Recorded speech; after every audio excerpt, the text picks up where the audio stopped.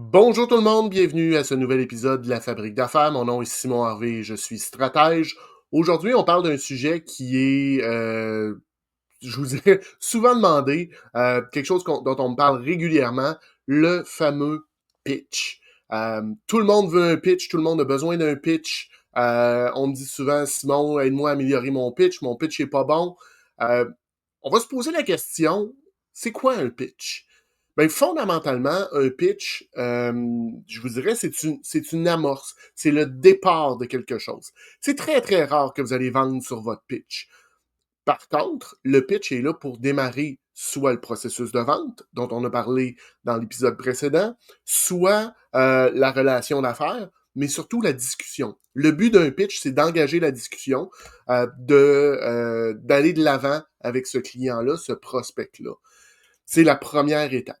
Il y a 3 types de pitch principalement. Il y a le pitch poignée de main, là, donc on est en réseautage, on se croise à l'épicerie. Bonjour, je suis Simon, je suis stratège d'affaires. On explique rapidement, 30 à 45 secondes, qu'est-ce qu'on fait, à qui on s'adresse, comment est-ce qu'on peut aider. C'est ce que j'appellerais un pitch short and sweet. On est là dans le moment présent. Donc, c'est vraiment court, c'est vraiment punché. Je vous dirais le fameux hashtag pas le temps de niaiser, il s'applique là-dessus. Le elevator pitch tient son nom d'une tactique, d'une technique qui était utilisée, puis qui est peut-être encore utilisée aujourd'hui, dans les grands édifices, dans les grands gratte-ciels. Les vendeurs, les représentants se postaient près des ascenseurs, voyaient rentrer leurs prospects dans l'ascenseur, rentraient en arrière d'eux, et là, il y avait une minute et demie pour lui pitcher, parce que le client ne peut pas se sauver, il est dans un ascenseur et il monte. Donc, on a à peu près une minute et demie. Donc, c'est un petit peu plus long. Vous allez trouver ça dans des réseautages, vous allez utiliser ça dans des réseautages un petit peu plus structurés, que ce soit les clans d'affaires de la Chambre de commerce de Montréal que j'anime, que ce soit dans des BNI, que ce soit dans différents types de réseautage. C'est un petit peu plus long. Vous avez un peu plus de choses à dire. On peut aller un peu plus loin. Finalement, ben, il y a un pitch de présentation. Donc, vous êtes une agence de pub, vous allez pitcher votre idée à votre client. Vous allez chercher du financement, donc vous allez pitcher votre projet devant les financiers, devant les banques. Vous participez à un concours, vous allez pitcher devant les juges. C'est généralement un processus, un pitch qui est beaucoup plus long. On peut parler de 25 à 45 minutes facilement. Et là, on peut avoir du support visuel, que ce soit du PowerPoint, des démos, des goodies à partager. C'est beaucoup plus long, beaucoup plus volumineux. Ce qui est important d'avoir dans un pitch, ben la première des choses, c'est d'avoir un objectif clair. Il faut savoir qu'est-ce que vous voulez atteindre. Vous allez me dire, je veux vendre. Effectivement, c'est un objectif clair. Par contre, comme je l'ai dit d'entrée de jeu, c'est très, très, très rare qu'on va vendre sur un pitch. Ce qui risque beaucoup plus d'arriver, c'est que vous allez booker un rendez-vous avec votre client, vous allez faire le processus de vente dont on a parlé la semaine dernière, et là, vous allez vendre. Donc, l'objectif clair de votre pitch, c'est d'avoir un rendez-vous. C'est important d'avoir un call to action aussi à quelque part là-dedans pour que le client comprenne qu'est-ce que vous voulez.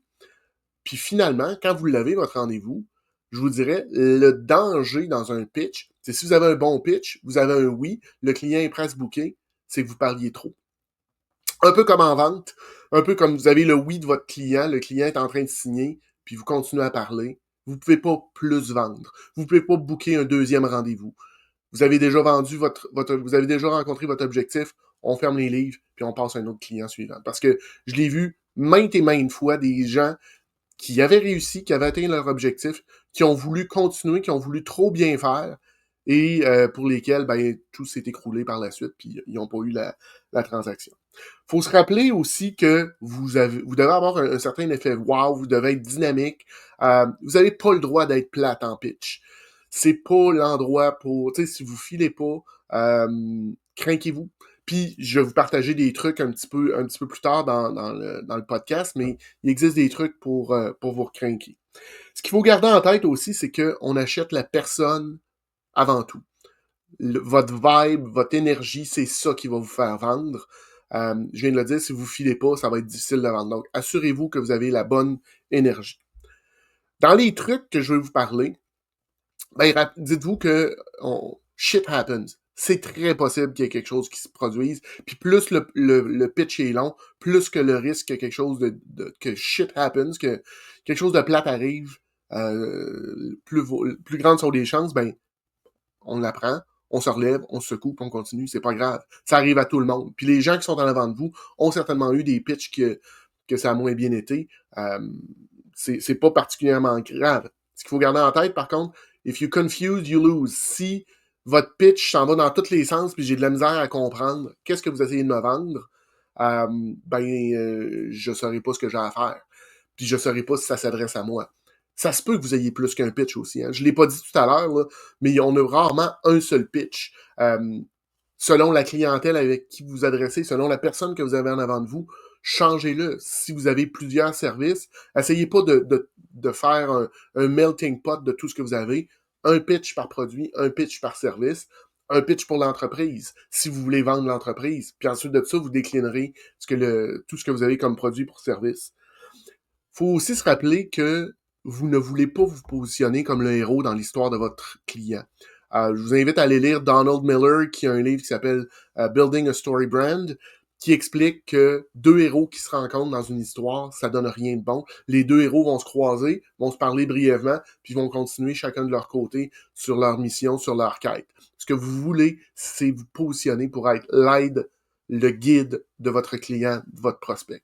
D'ailleurs, une belle façon de vendre, une belle façon de vendre, une belle façon de pitcher, c'est d'aider votre client à comprendre ce qui est important de ce qui ne l'est pas, de faire un peu un tri dans tout ce qui existe au niveau des produits, des services comme le vôtre. Donc, de déterminer, lui montrer des choses, ça c'est important à regarder, ça l'est un petit peu moins. Ça, c'est vraiment quelque chose qui va être important pour toi d'avoir dans ton produit, dans ton service que tu cherches. Ça l'est beaucoup moins. La couleur peut être beaucoup moins importante que la sécurité du véhicule que vous êtes en train d'acheter. Juste garder ça en tête. Je parlais de trucs. Personnellement, quand je fais un pitch puis que je me sens que j'ai besoin un peu d'être boosté, j'ai des bas avocats, des bas avec des avocats dessus qui m'ont donné un boost à un moment donné dans ma vie. J'ai fait un ancrage là-dessus, puis quand j'en ai besoin, ben je les porte, puis ça me donne le boost.